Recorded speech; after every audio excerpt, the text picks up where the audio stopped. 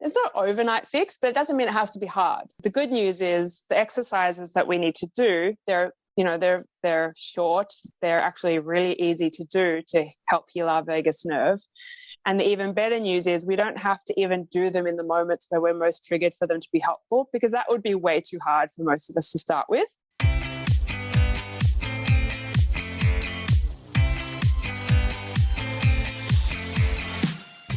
Hi, I'm Kathy Kowalik, and I believe that our dogs connect us to the heart and soul of what really matters in life. So hang out, and we'll take a deep dive into the human-dog connection and explore strategies that will inspire you to create legendary, enlightened partnership with your dog. This is the Enlightened by Dogs podcast. All right, we are back for part 2 of our interview, my interview with Marika, who is talking to us about healing our reactivity loop. So I'm not going to say much more about it. Let's just dive right in. The why behind it, or the why I act like this, is really, I think, the first beneficial thing to understand to help you to heal. So a really good quote that resonates with me by Dr. Russell is, you need to feel it to heal it. So if we're not letting our bodies feel, if we're just suppressing things and distracting ourselves when we have that feeling in our body, then we can't heal. We're essentially running away from it because that feels safer for our bodies than to actually feel pain. And that makes sense, right? We don't want to feel pain. Oh, and that's how, that's something for me that was reoccurring, where I was like, oh, don't like that feeling. I'm just going to go clean the kitchen, or, oh, I know I have some shopping to do. Let's go to the shops. Or, you just come up with a reason to avoid it. And that's the normal thing to do until we become aware that it's actually not helping us in the long run. And there's a better way to deal with it. So I feel like once I knew more information about how trauma and stress and anxiety affect our body and how we didn't really have much control over it, it relieves that guilt for me and the blame and the shame. And it started to allow me to begin to heal my relationship with myself. And that is really the most important relationship we have, because if we can't accept ourselves or forgive us, then we really can't help those around us. We really have to put our own oxygen mask on first to be able to assist those around us. And that's what this comes down to, is acceptance of it's okay where we are. And I now know better, so I can do better. I love that. I love that. So now that you have us on the edge of our seats, what can we do about this healing and this process of releasing and leaning in a little bit and stop buffering and making up stuff to avoid our facing? Yeah. So we can start to heal this relationship, like I said just now, by accepting these feelings in our body and the overwhelm that we're feeling, the trigger. It's there for a reason. It's to keep us safe. It's to protect us and actually to help us heal. Even though we might think it's preventing us from healing, it's that alarm is there to help us heal, to let us know, hey, we need to do something about this. And to move through it, we need to stop distracting ourselves. And, some people, like I said, do the shopping, cleaning, or we reach for food or alcohol, or we just come up with things to worry about in our head instead of the feeling. So it's instead of paying attention to the feeling in our body and listening so it feels heard, we want to give it love and acceptance so it feels that connection it's craving. And of course, it's important to do self-care. Like, I don't want people to think, oh, I can't go take a bath or listen to music or do something that makes me feel good, because those things are important. But first, before we run off and do those things, we need to pause and allow our bodies to actually feel what they're desperately trying to get us to feel, rather than trying to outrun it. Yeah. Oh my gosh. Right. Because otherwise we're kind of doing the same thing we're doing with our dogs that are maybe, barking or lunging and pulling on the leash, that hearing what's under the surface is really key to helping them to have a different experience. And okay, so Yeah. is this, would you say that this is an overnight easy fix? No, unfortunately, in real life, there are, as we know with our dogs, there's no overnight fix, but it doesn't mean it has to be hard. So the good news is the exercises that we need to do, they're short. They're actually really easy to do to help heal our vagus nerve. And the even better news is we don't have to even do them in the moments where we're most triggered for them to be helpful, because that would be way too hard for most of us to start with. So instead, we take a proactive approach, which I love because that's something I can do. So we do the exercises as often as we can remember and in times when we aren't stressed and triggered. And so by doing them, say, daily, for a few minutes a day, we're creating a new experience for our nervous system. And we're creating new neural pathways, that's a hard one to say, through the repetition. And our body is learning through us, practicing being calm, basically. And for some people, like meditation really works really well, but I cannot for the life of me meditate. So this is why I really resonated with these things, because they're short, quick, and easy. And they allow our body to feel a sense of peace and calm. So it actually remembers how to do that more often. And over time, our bodies become less triggered and our vagus nerve becomes stronger. So really, all this stuff is going to work in the background to help you be less triggered by things. And that's been my experience. So because I honestly, I find it hard when I'm most triggered to stop and pause and do something about it. But what I've found through doing these exercises just a little bit each day is that over time, I notice, I'm not as triggered by that thing anymore. And I didn't even have to work on it. I just feel less triggered. So it's working in the background for me, which is amazing, because for a lot of us, it's just too hard when something's really stressful because it's an automated habit, right? You've been doing it for so long. And it's so quick. I mean, we go from green to red in the blink of an eye, right? Exactly. And so do our dogs. So all this stuff we need to keep relaying back to we might try and reassure our dog, but it's already too late. So they just get to that red zone so fast. All right. So tell us, so we're going to talk about how do we tone our vagus nerve, which is like our muscle that'll help us to be more resilient when things do get tough. And we're going to do this in times when we're not stressed, when it's easy to do them. So tell us, what do we do? How do we do this? So I'm going to introduce you to some somatic techniques. And somatics is a really big umbrella. It could be things like yoga, Reiki, breathing exercises, meditation. But the stuff we're going to talk about today is specifically to target the vagus nerve and help us build that resilience by releasing stress from the body. And there's so much of this that you can look up, and you can work with somatic therapists to help teach you this if you're really struggling, which I recommend anyone who is really struggling with stress to do this, because that's what I did. And it's been so life-changing. So don't struggle on your own. If you're finding this all too overwhelming, but you'd love to know more, I would definitely get one-on-one help with this. But the stuff I'm going to show you today, or you're going to hear me describe today, are super easy, and you can do them, when you're sitting on the toilet if you want. You can do them before you go on a dog walk. If you tend to get anxious on dog walks, great thing to do before you leave, or even before you're going to have a meeting with your boss that makes you anxious. All those kind of things, it's going to be helpful, but also just any time of the day. So the first one is we're going to combine something called tapping, which is the emotional freedom technique it's referred to, with some humming. So what this does is the humming vibrates your vagus nerve, and the tapping is on just a pressure point in your body, which stimulates relaxation.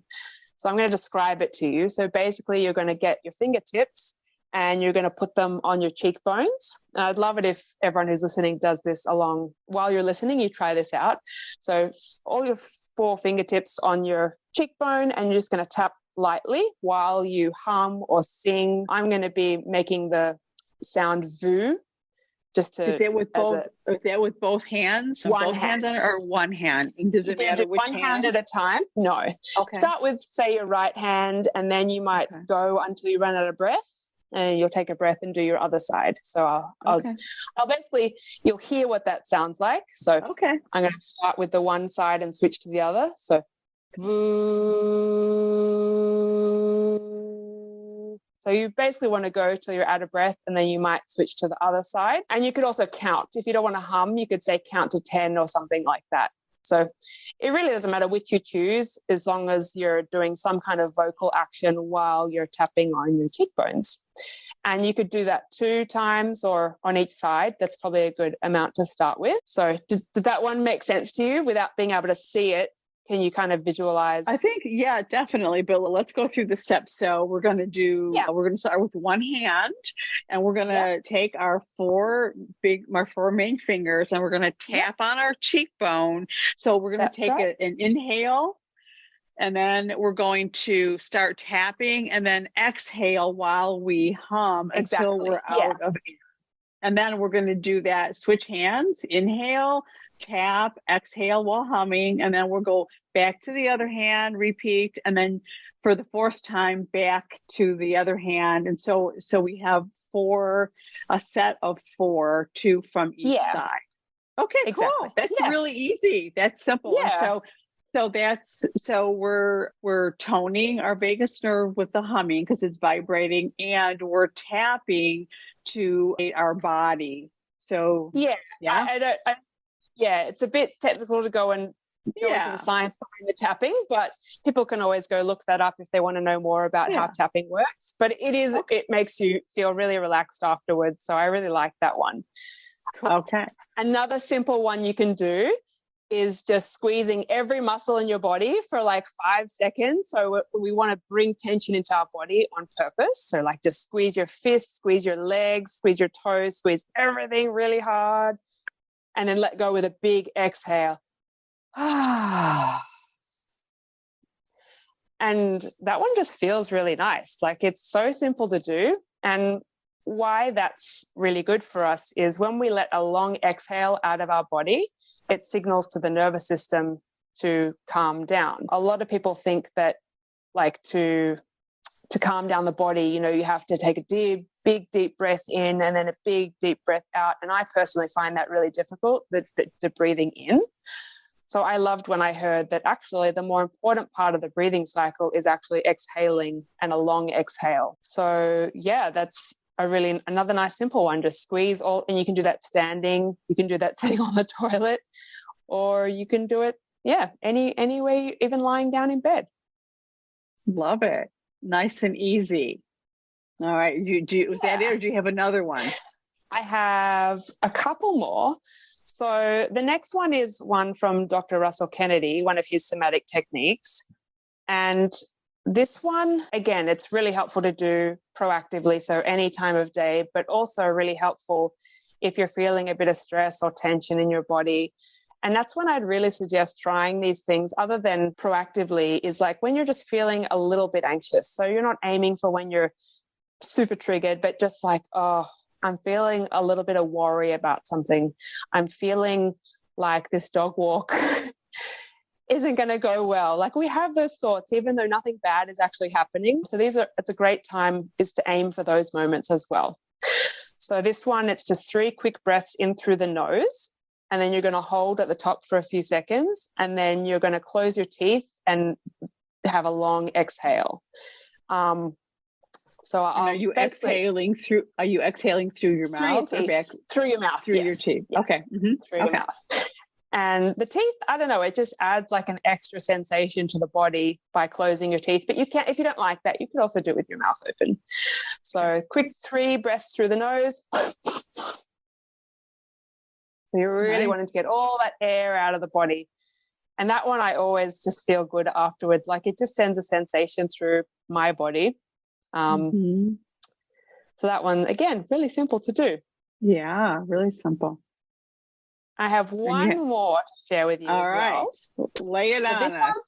This one's a big one. So all of those are like really good, simple ones. This is simple too, but it's a little bit harder in, I guess this is something you would usually use when you are feeling anxious. You know, you don't need to use this when you're feeling great because it's not going to serve its purpose. But you could practice it if you feel like that would be helpful.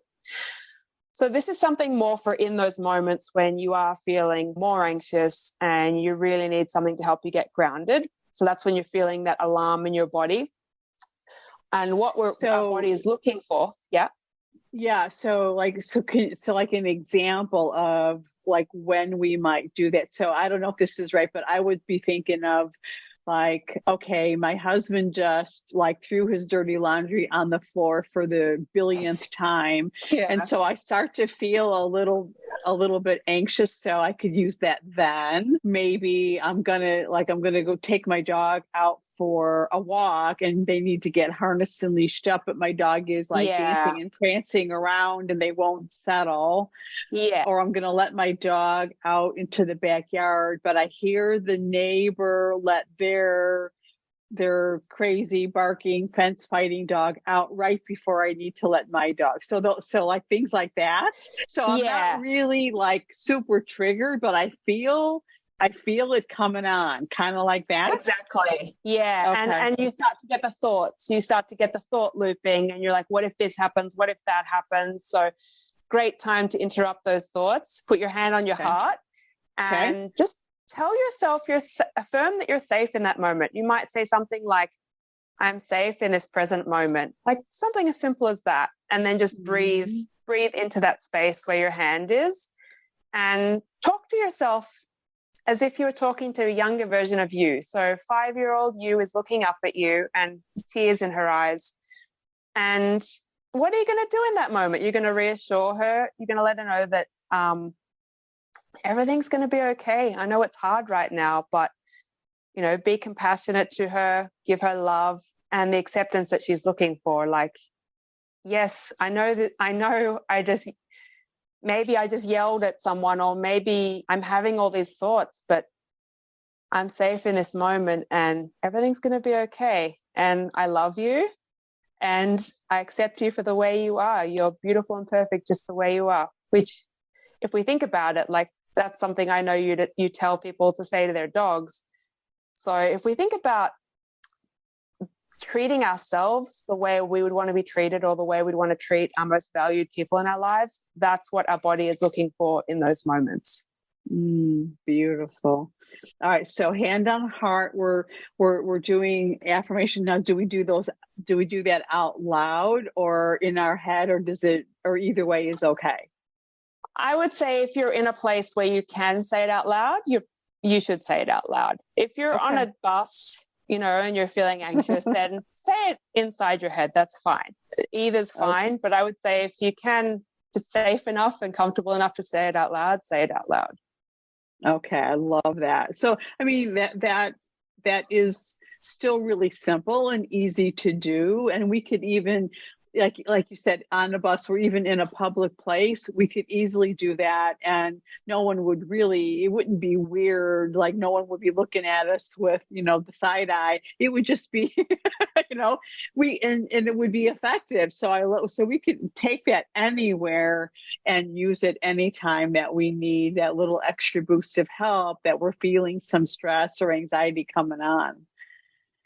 Whew, exactly. I love it. And that's what I love. Right. You can do these anywhere, anytime, even if you're driving. Like maybe not, you know, don't close your eyes or anything, but you could definitely do these when you're driving if you really needed to. Sure. That would make sense. Yeah. Yeah. All right. So we're here, we're all dog moms, and how can we take this idea of helping ourselves to de-stress and release some of our, you know, the things that in our body that we're holding on to subconsciously? We don't know it, but there it is, right? How is this going to have an influence on our dogs and on our relationship and our life and our partnership with our dog? I mean, can we get our dogs to do this? How does this work? Well, I wish we could. We can't do the same things. Like we can't get them obviously to do breathing exercises, But there are things like T-touch, which is a version of a somatic exercise with dogs because it's body work. So that's something I would encourage people to look into because that promotes healing and relaxation. And there is also Reiki for dogs. So that's something that you could look into.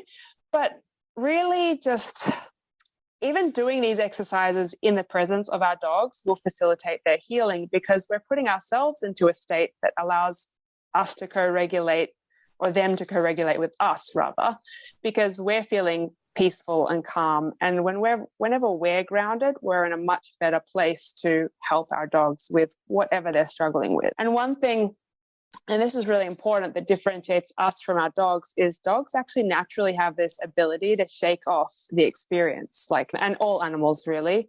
And so if we don't interfere with the process, they're much more likely to come out the other end without having a traumatic experience. So this can look like just, when they're barking at something or they're having a hard time, not trying to stop that with a cue or telling them to stop, but more coming from a place of, I'm here to support you, when you're ready. I'm here to help you get back to green, but I'm going to let you feel that feeling because their body needs to feel it. Just like we do. Otherwise it's going to get trapped in their bodies too. So that's something to think about, is it's really important just to let our dogs feel their experience. Mm. And so I'm imagining that there's, a stressed out, overwhelmed dog mom whose dog is sensitive and barking, and they live in an apartment, and the neighbor has lodged a complaint with the landlord, and this mom is, trying to help her dog calm down and minimize barking. And now we're telling her, well, you just have to let your dog feel it. Like, what does that look like for her? Well, I mean, that's definitely can feel overwhelming at first. And it's not that we can't do something in the moment. Of course, we want to help our dog to stop barking, but we want to do it in a way that helps the dog feel heard and seen and accepted. So we're not telling them to stop. We might be like, hey, I hear you. I see how hard this is for you. And maybe sitting with them and doing some breathing exercises or some of the exercises we've just spoken about next to them. Or maybe it's, come on, let me help you feel better. Let's go into a different room and do something grounding together. Or, the other important thing is how else can we prevent the barking? Could we close the curtains? Could we put a window film up? Could we put a X pen around so the dog can't get to the window? So we want to look at it from every angle, but it's not to say don't do anything and just let your dog bark, but don't try to come at it from you need to stop this behavior. There's something wrong with what you're doing, because that's going to not meet their need for feeling heard in that moment and being accepted. So yeah, I love that. It's such an important, perspective, because I think that, a lot of our dog moms are going to think that what we're saying is, well, then you just have to let your dog bark because they feel stressed by something, and we don't want to dismiss their feelings, of course. But on the other hand, that doesn't mean that we just want to let them, keep stressing themselves out more and more and more by just continuing the barking. We want to help them acknowledge their feelings and then help them to release the emotions that they have built up, and then think about ways to make their life a little bit better in ways that they don't have to be immersed in the things that are so stressful for them. And so we work that out, right? I love that. Exactly. That. So we're really just thinking about it from this perspective of their nervous system can only get there by me being there to support them. I can't force them back to feeling better. So if we approach it from that angle, we're usually going to do the right thing. Totally. We're not going to, just like we talked about in the beginning, I can't tell you to stop feeling anxious. It just doesn't work that way. Right. But I could support you and be there for you and help you to feel less anxious pretty quickly if I'm literally there for you and I'm available for co-regulation, and I'm modeling safety for you, and Exactly. it'll help facilitate that. Yeah. I love that. And this all takes time, it took time for me. It doesn't happen overnight, as we said. So go easy on yourself if you're just starting out in this journey and you try some of these things and you're like, oh, it didn't work. And you're like, well, it takes time, and it is like a under the surface approach. So it's if you believe in it and you commit to the process, it will happen under the surface without you really realizing. And all of a sudden you're going to be like, hey, I just handled that situation way better than I did even a few weeks ago. And then you got to celebrate those little moments, right? Don't get caught up on, but our problem isn't fixed yet. I'm not perfect yet. Right. And like, that I don't think ever happens anyway, but somehow we hold ourselves to the standard that if we're not like, I don't know, robotic, that there's something wrong with us. Oh my God. Exactly. Marika, this has been so insightful. And I imagine that, this is going to be an episode that we're going to listen to several times to get the depth of what you shared with us. And the work that you're doing in the world is just beautiful. And so you're like, you are known as the dog listener. And I love that what you do is offer this unique behavior and relationship consulting with dog families, focusing on holistic, heart-centered coaching and helping your clients learn the art of dog listening. Because one thing that and that those of us that have been there, we know that when we can communicate with our dogs on that deeper level and understand them on that deeper level, that we end up being able to enjoy life with a well-behaved dog that doesn't need any obedience training. And that is just a powerful, powerful thing. So I know, so you have, your website is revyk9.com. So that's revyk9.com. And we will post it in the show notes on the socials, Facebook and Instagram. You're the dog listener. And I know that you have a full range of ways that you help dog families, kickstart sessions and full 6-month programs for full foundation and support. And of course, we are amazingly blessed to have you as a community coach in our Brilliant Partners Academy and in the Brilliant Dog Foundation Builder. So I feel honored and blessed to have you as part of our community. And if you want to get in touch with Marika for some private help, you can reach out to her at revyk9.com or on the socials. So Marika, thank you. Thank you so much for coming here and sharing this amazing stuff with us and for all that you do. Thank you so much for having me, Kathy. I really hope that all your listeners take something away from this today and can start applying it, even if it's not the exercises, just the knowledge, or even if it's passing it on to someone they know. Absolutely. Sharing is caring. Exactly. All right. Thank you so much, Marika. It's been a pleasure. Bye-bye. Thank you. Bye.